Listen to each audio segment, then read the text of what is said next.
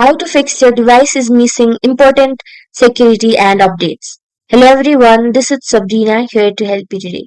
So without any further ado, let's get right into the video. First, go to your Start menu, then go to Settings. After that, go to Windows Update. Now,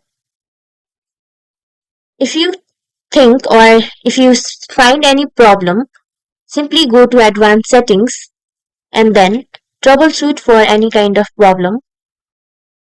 After you find the problem, try to fix it.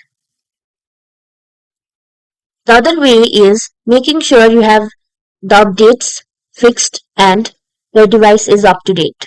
Simply go to check for updates, and if there are any updates, simply install it in your device and that should fix it. Thank you for watching this video. Make sure to like, share and subscribe to our YouTube channel.